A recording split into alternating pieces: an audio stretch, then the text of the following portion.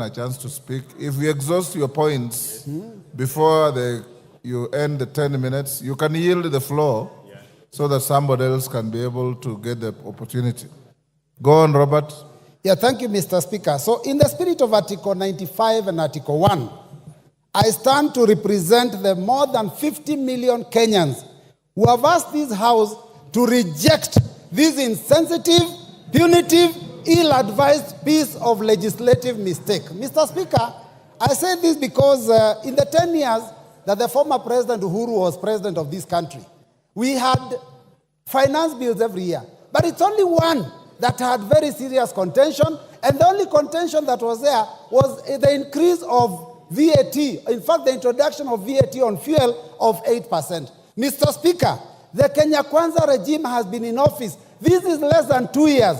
And the second finance bill they have brought to this House and the first one have elicited so much contention from Kenyans that I think there is something seriously wrong. Mr. Speaker, in fact, let me say this, that the controversies of the 2023 finance bill, before we even get to this one, even, in fact, got a nickname for our head of state because Kenyans out there are calling him Zakayo, the tax collector.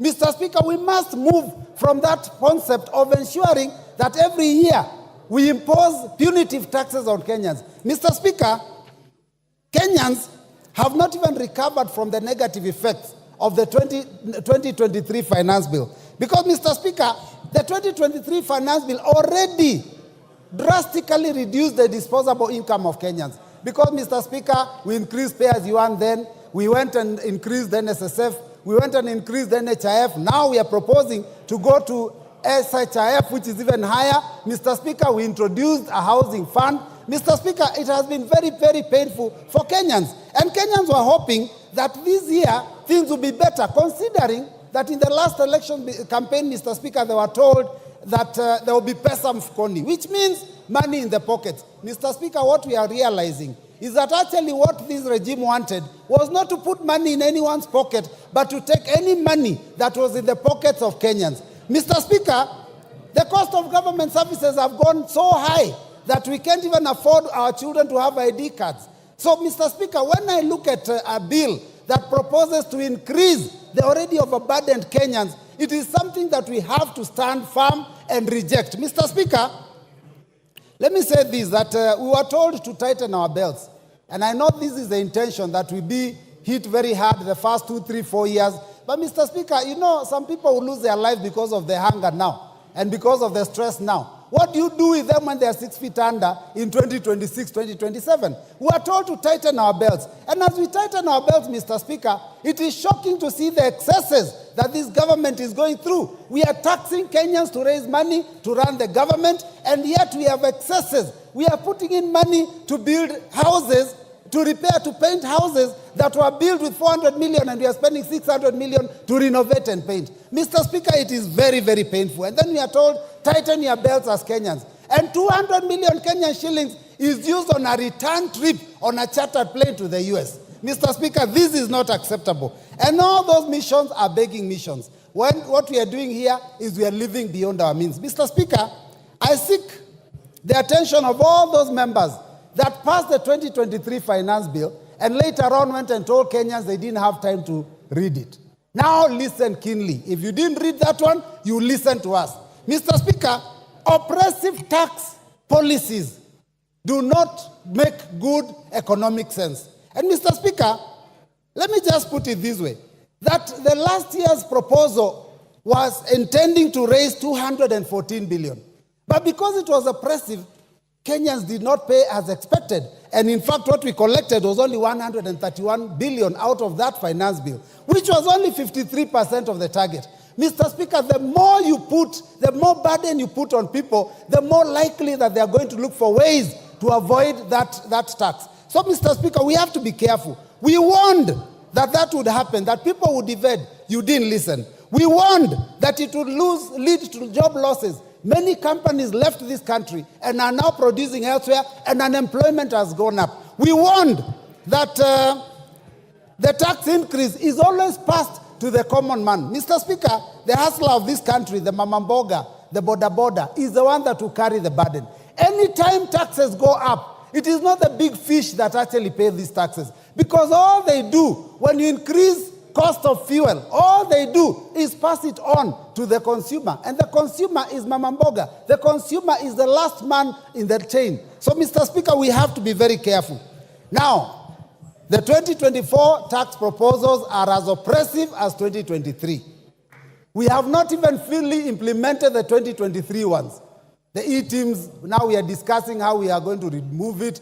There are those, those taxes on chamas that we have not yet implemented. Now we have brought other major proposals. And I hear, Mr. Speaker, talk of the tax proposals of 2023, it's like they have been reduced. Mr. Speaker, the bill that we hold in our hands, the bill that we read, has not been amended. What we are listening to is stories, Mr. Speaker. Because when we go to the committee of the whole house, what guarantee do we have that the proposals we've been told about here will pass? We can be hoodwinked into believing that those things will be passed, and when we pass this bill, the last minute it is opposed and we lose out. So we are going to oppose it from the beginning up to the end. Mr. Speaker, this proposal on VAT on bread, Mr. Speaker, I don't even know who could conceive such a thing. You have put your hands in the pockets of salaried Kenyans, business people. People have been made to pay for profits that they don't even make on turnover tax. And now you want to tax our children because you're putting your hands in the pockets of our children. Because the biggest consumer of bread are our children in secondary school, because that's where they spend their pocket money. Mr. Speaker, some of these are totally ill-advised. Mr. Speaker, VAT on financial services, VAT on money transfer, VAT on M-Pesa, those were, I do not understand who was thinking, what were they drinking, what were they smoking when they came up with those ideas. Mr. Speaker, it is very unfortunate. 20%, 25% excise duty on edible oil, import duty. Mr. Speaker, these things, 2.5% on motor vehicles, these ideas were preposterous. But Mr. Speaker, I believe that all those proposals were actually a smoke screen. If you read the 48 laws of power, you know, smoke screen. You lead them down the wrong direction until they lose focus. What has happened is that we have concentrated on those ones that were very clear. But the real intention was to do what this committee has proposed.